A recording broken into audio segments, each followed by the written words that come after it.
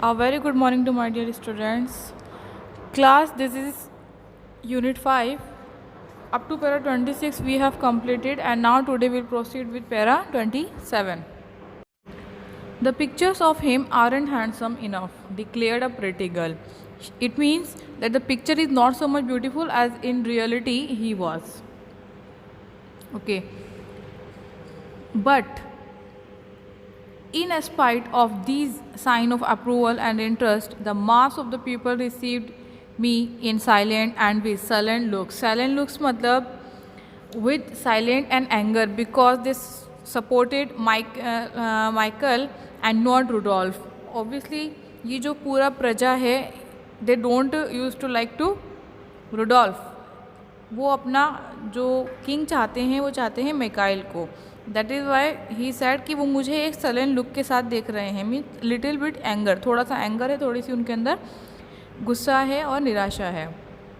Eight last we were at the church and for me and for the first time the sudden sense of my audacity almost overcome me. Audacity means होता है कि जिसको fair था, उसको चिंता थी, उसको परेशानी थी, सबने उसको ओवरकम कर लिया, उसको घेर लिया. Everything was in a mist, और हर कुछ मुझे धुंधला दिखाई देने लगा. अब तक तो ही वॉज रियली काम. When he was on the way, he was very calm. He was happy that I am playing the role of Rudolph, the king, become upcoming king. But now he is fearing something like risk है यहाँ पर, और उसकी feeling जो है अब थोड़ी सी अलग सी है.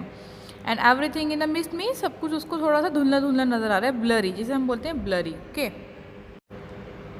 एज आई डिसमाउंटेड, मतलब जैसे ही मैं आगे बढ़ा मुझे सब कुछ धुंधला लग रहा था.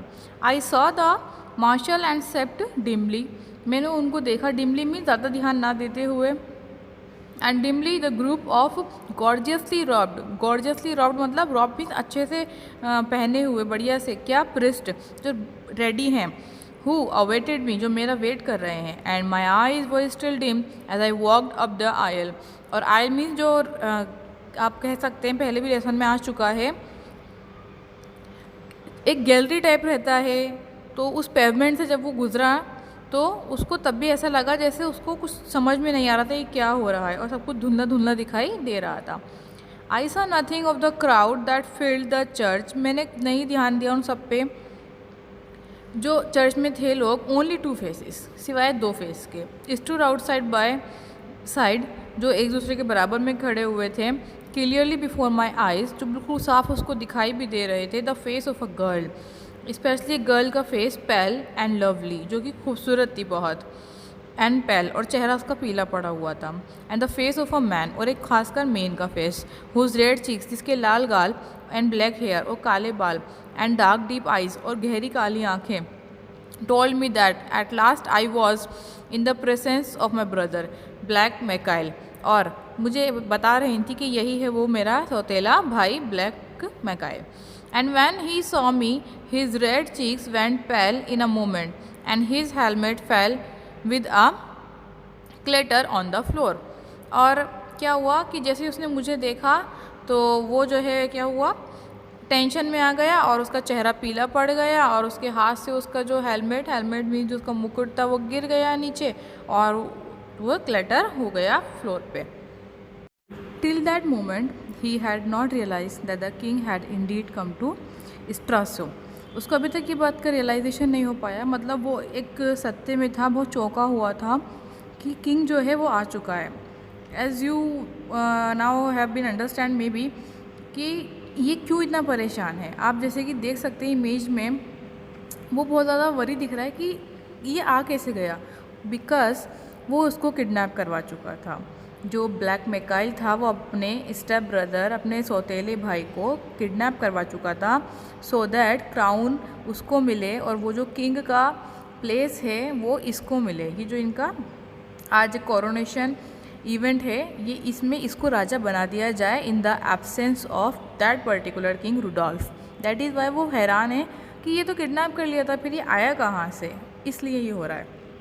Of what followed next I remember nothing, उसके बाद मुझे सही से तो कुछ याद नहीं है. I knelt before the priest as he anointed my head means उसके एक सेरेमनी का एक पार्ट होता है कि एक ऑयल लगाना होता है उसके फॉरहेड पे, उसने वो लगाया हेड पर.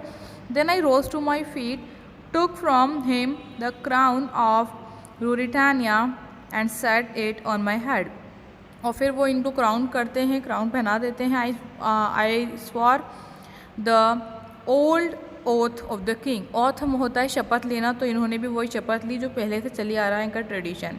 Then the lady with the pale face stepped from her place and came to where I stood.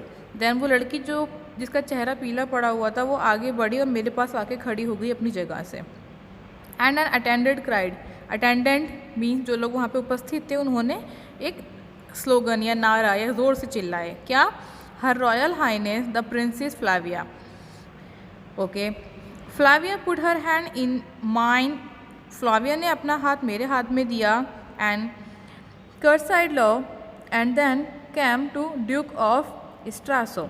और फिर हल्के हल्के से धीमे धीमे चल के वो लोग कहाँ पर गए? ड्यूक के पास में. ड्यूक ऑफ स्ट्रासो कौन थे? ब्लैक मिकाइल, उनके भाई के पास. His step trembled. उनके पैर थोड़े काँप रहे थे. I swear. And he looked to the right and to the left as a man looks who thinks on flight. और जो ब्लैक मिकाइल थे वो इस चीज़ से थोड़े अनकंफर्टेबल फील कर रहे हैं. इस मूवमेंट से उनको यहाँ अच्छा नहीं लग रहा है. ऑब्वियसली वो किंग बनना चाहते थे but he couldn't achieve that. तो दैट इज़ वाई वो कभी लेफ्ट देख रहे हैं कभी राइट की, बस मैं यहाँ से चला जाऊँ, यहाँ उनको अच्छा नहीं लग रहा है. His face was paid with red and white. उनका चेहरा जो है कहीं लाल कहीं पीला पड़ा सफ़ेद पड़ा हुआ है. हिज हैंड शुक. उनके हाथ काँप रहे हैं, शुक कर रहे हैं, हिल रहे हैं. And I felt his lips dry and parched. और उसके होठ जो है पूरी तरीके से सूख चुके हैं. As he kissed my hand. जब उन्होंने मेरे हाथ को किस करा. किसके हाथ को? किंग. जब वो किंग बन जाते हैं तो लोग उनको कॉन्ग्रेचुलेट करने आते हैं, तो एक ट्रेडिशन के तौर पे वो उनकी हैंड को किस करते हैं. Okay. Resolutely doing my duty. और मैंने अपने कर्तव्य निभाते हुए I took my dear Michael by both hand. मैंने अपने प्यारे भाई को, जो उसको अपना डियर कह रहे हैं, उसको दोनों हाथों से किस करा. On the cheek. उसके गालों पर. I think we were both glad when that was over. और मैं सोच रहा था कि जब ये सब कुछ ख़त्म हो जाएगा तो मैं और मेरा भाई जो है बहुत खुश हो जाएंगे. But neither in the face of princess nor anyone else did I see the least doubt or questioning. मुझे किसी की भी नज़रों में सवाल नहीं नज़र आया. सवाल किस चीज़ का? कि ये रियल किंग है या नहीं. But neither she nor anyone else dreamed or imagined that I could be other than the king. और ना ही वो लड़की यानी वो रानी और कोई और इस चीज़ को इमेजिन भी कर सकते हैं, कल्पना भी कर सकते हैं कि मैं कोई और किंग हूँ, ना कि असली king. So far on hour I stood there. 1 घंटे तक हम वहाँ पर रहे. As I though I had been a king all my life. Everybody kissed my hand and the ambassadors paid me their respect. और ऐसा लग रहा था जैसे मैं हमेशा से एक राजा हूँ और सब मुझे इतनी इज्जत दे रहे थे, मेरे हैंड को किस कर रहे थे और मुझे बहुत रेस्पेक्ट मिल रही थी. Then back we went through the streets to the palace. I was in a carriage now.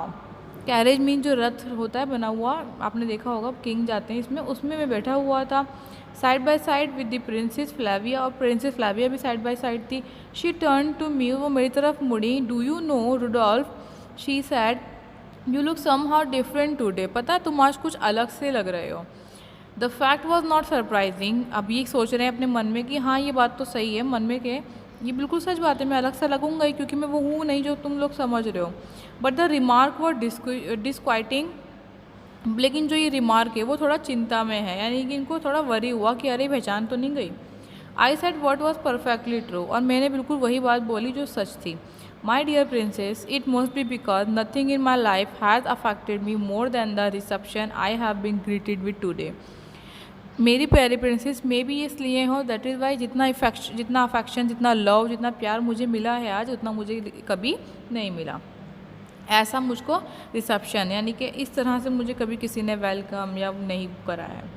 She smiled brightly but in an instant grew grave and whispered, did you notice Mikail.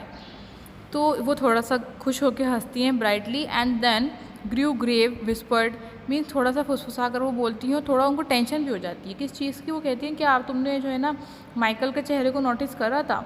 Yes said I, adding he wasn't enjoying himself. हाँ मैंने notice तो करा और वो enjoy भी नहीं कर रहे थे, ये भी नोटिस करा। But be careful she went on, you don't keep enough watch on him you know. तो वो उनको अवेयर कर रही हैं यहाँ पर कि तुम्हें इनसे केयरफुल रहना है। I know said I that he wants what I have got. हाँ मुझे पता है, क्योंकि वो वही चाहता जो वो चाहता था वो मुझे मिल गया। तो अब थोड़ा डरने की बात तो है। Bang bang blare blare it mean sound. We were at the palace, और हम पैलेस पे पहुंच गए। Guns were firing and trumpets blowing, rows of attendants stood waiting. I headed the princess up the broad marble staircase. Then I took formal position as a crowned king of the royal palace and wondered what the king of Ruritania was doing. और उसके बाद मैंने जो वो नीचे उतरा, फिर अपने प्रिंसेस का हाथ पकड़ा, उसको भी लिया, और जो मार्बल केस था वहाँ से हम गुजरते हुए अपनी पोजीशन तक गए। देन मैं अपनी राजगद्दी पे जाकर बैठ गया, मैंने अपनी सीट ऑक्यूपाई कर ली।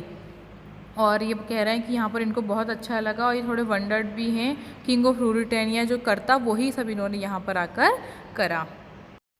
The excitement hits up as Black Michael kidnaps the real king and Rassendyll is forced to keep up the pretence for longer than he expected to. The story of how he rescues Rudolf and saves the throne of Ruritania from Michael forms the story of the prisoner of Zenda. तो ये जो story है ये एक novel है, the prisoner of जेंडा, वहाँ से extract लिया गया है। और ये किसने लिखा है नावल? एंथोनी हॉप ने ये नावल लिखा है। इसमें क्या होता है कि वो किंग बनना चाहता था माइकल, दैट इज़ वाई वो अपने सौतेले भाई को किडनैप कर लेता है। और यहाँ पर जस्ट बिकॉज दोनों का, रुडोल्फ और राजेंडील का फेस सेम है, दैट इज़ वाई वो उसकी जगह आ जाता है। और एक दिन के लिए नहीं, पता नहीं कितने ही दिनों के लिए, बहुत लंबे समय के लिए उसको राजा की तरह वहाँ रहना पड़ता है इन the absence of real king. और फिर यही राजेंडील जो है ढूंढ कर निकाल के लाता है, रेस्क्यू करके, यानी जान बचाकर असली राजा को लेकर आता है। असली जो नावल है उसमें क्या हुआ, अगर आप वो देखना चाहते हैं, पढ़ना चाहते हैं, तो you may read a prisoner of Zenda. Otherwise आपकी बुक में ये एक एक्सट्रैक्ट ही था। आई होप आपको ये लेसन अच्छा लगा हो। सो क्लास आपका होमवर्क है इसका, do complete workshop of this unit 5। Okay, now let discuss about something exam. Okay, so आपका essay 1 एग्जाम का syllabus I have already given you in query group. Your syllabus is unit 2, 3, 4, 5, 6, complete question answer, complete workshops. Exercises only those which I have already done, not any other grammar exercise not included. Poem, unfolding bird and your world. Okay, so जो अभी हमारा remaining syllabus है we will complete soon in upcoming days.